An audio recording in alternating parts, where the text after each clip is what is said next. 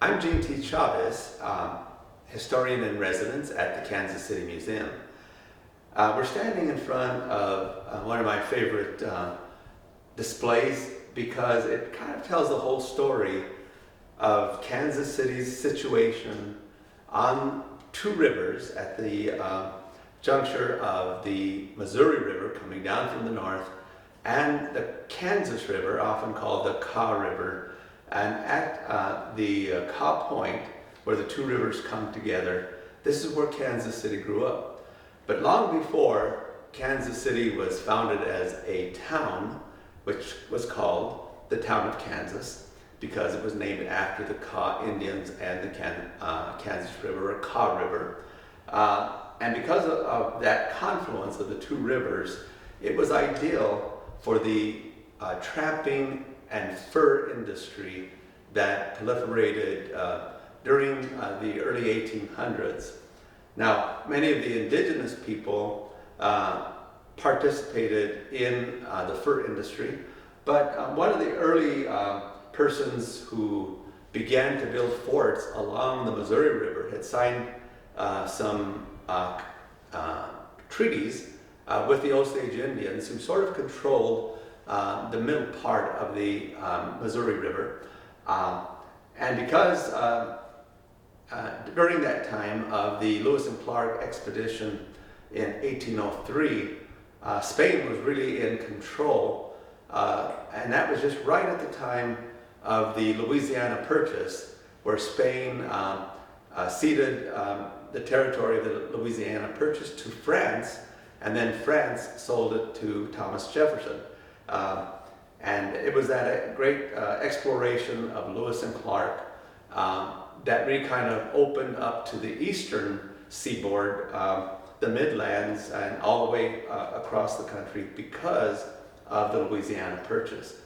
Well, big on the rivers, especially the western rivers, where the trapping and pelting of fur-bearing animals. For example, they go into making a top hat, a beaver hat as they were called, much like the one that Abraham Lincoln wore in later years, but they became stylish in European cities and eastern cities of the United States. So the fur trapping industry and the fur trade of this region were tremendous and immense. One of the individuals who began during the time that the fur trapping industry was developing in the western lands, even before any of those territories of the Louisiana Purchase were established. There were no states at that time, but a territory. And that territory was dominated by French fur trappers, but there was one Spanish-born entrepreneur by the name of Manuel Lisa, who actually was Spain's envoy to the Louisiana, before the Louisiana Purchase was made. And in order to make the trip of the exploration of the Lewis and Clark expedition, Manuel Lisa actually was in charge, had the treaty with the Osage Indians along the river, had been building forts and trading posts all up and down the Missouri River, all the way into Nebraska. And he basically supplied Lewis and Clark not only with maps and names of tribes, but he especially provided them with provisions, because he had a warehouse in St. Louis where he could provide Lewis and Clark with the provisions they needed to take that voyage up the Missouri River and across the Columbia River to the west coast in that exploration expedition that they made between 1803 and 1804.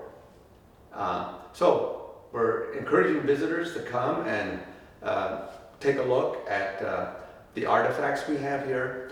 I like to say that every artifact has a story, and here at the Kansas City Museum you'll find out what those stories are, and we hope that it will encourage you to continue exploring more about Kansas City, its position on the river, and the contribution that it made to becoming the center of the United States, later involved with other kinds of shipping.